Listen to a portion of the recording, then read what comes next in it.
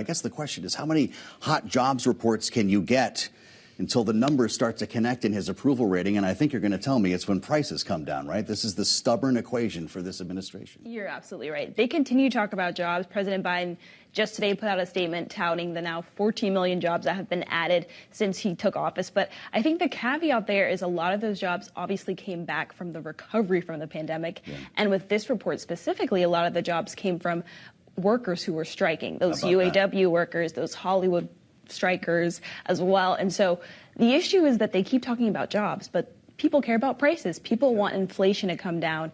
We just had a Bloomberg News Morning Consult poll that showed only 35% of voters trust Biden on the economy. And so even though this is a data point they continue to talk about and they feel proud of, it's not resonating with voters yet. It's not. And to your point, there's a trust deficit when it comes to the economy, and our polling shows they actually trust the former president.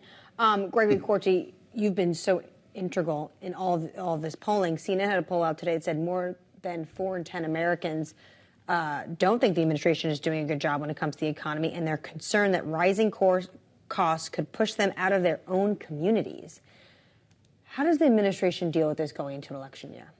It's going to be hard, and they're trying to thread the needle. This was as close to a Goldilocks economic report as you can get, probably. Mm-hmm. There would be a concern if the economy were too hot, then that would cause the Fed to clamp down with higher interest rates. If it's too cool, then we're going into recession. This was good for Biden. Of course, the timing also matters, that we're still 10, 11 months out from the election. And so what's important to the White House is for the economy be measurably on the upswing by next November. And that also means that voters are going to lock in their perceptions of this economy in the coming months. If the economy moves late, people aren't going to register it. And so the president's going to need continued good news, but he's also going to have to make the case to the American people that he's the one responsible for that good news. That's true. I saw today gasoline prices are at really a low of the year, $3.18. Yeah. I think their big issue right now in this administration is going to be grocery prices. And they have been stubborn. I'll tell you what, though, in terms of victory laps, Akayla made a great point. You've got 40,000 workers in this survey coming off picket lines, one of which the president himself walked. And that's another story he'd rather hear about, of course, than rising prices. But the question in Washington is so frequently, what have you done for me lately? And the big question right now is what happens with funding, not only for our government, but our allies in hot wars, Israel, Ukraine. And of course, if you join us here on Balance of Power, you know a lot of this right now is hinging on a potential deal on the border. I talked about that earlier today on Bloomberg Sound On with Virginia Congressman Don Beyer, a Democrat here, about the need to pass aid for Israel and Ukraine. Here he is. Ukraine's out of money, and they're out of weapons. They desperately need the new investment from the USA. And that's, $60 billion is what the president's asked for. Israel is really looking forward to its investment, and the people in Palestine need that humanitarian assistance. All three of them right now are hinging on whether or not we can get agreement on border control. I'm hoping that Senator Chris Murphy, a Democrat from Connecticut, who's leading the charge on our side, will be able to come up with a good compromise, and we can get that done this coming week. Akayla, that's a Democrat who says he's open to reform on the border. And there was a report today from Reuters suggesting that the White House is too, that Joe Biden would be open at least to supporting new restrictions on who can seek asylum, clarifying the definition, and expanded deportations. Are we getting closer to a deal? I think what's most interesting about this is there was a time when the White House said they wanted these things to be very separate. They said, yes, okay, of course we need to fix the border, but let that be a separate legislation.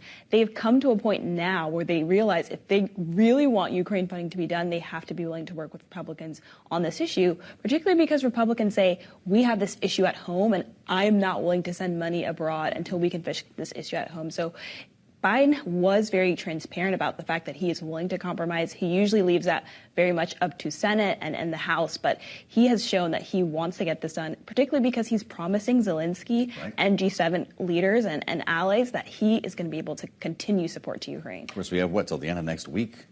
They're done for the year end. Technically, yeah. But some are saying stay late. They're going to stay late. Senator Tester said it. They'll stay through Christmas if they have to get Ukraine aid done. We heard from Shalonda Young of OMB, but is the White House having more phone calls? Because there's no actual date when it needs to get done. Yes, she said at the end of the year there's no pot of money there that they can draw down on. But there's not a specific date or deadline these lawmakers are working to. And I think that's because they've been very careful with this. They do not want to give Russia an advantage by saying, by X date, this is when the money runs out. But right now, we've seen them probably the most transparent they've ever been, saying that it's going to run out by the end of the year, that there's exactly $1 billion or about $1 billion left. And so this is definitely showing that they're putting their cards on the table and trying to put pressure on Congress. Gregory, you've been covering Washington for a minute. What do you make of the optimism that we're hearing about an imminent deal on the border? That would have been a laugh a couple of months ago, but there are a lot of lawmakers who think that this is entirely possible. We hear it's darkest before dawn. But come on, we can't even figure out how to fund the government around here. Yeah, this is one of the most intractable issues in Washington, and it has been ever since the Bush administration or before. Mm-hmm. And but it's reminiscent to Akayla's point that we had President Biden, I remember earlier this year, where he said the debt limit vote was non-negotiable. We need a clean debt limit increase, and I'm not going to negotiate other parts of the budget in relation to that. Then he was kind of pragmatically forced into doing both at the same time, and that's the same kind of dynamic that's emerging here over the combined Ukraine-Israel border package, that everybody's going to have to give something to get something. Mm-hmm. And Joe Biden didn't spend, the past 50 years in Washington not to have learned a thing or two about how to get these deals through Congress.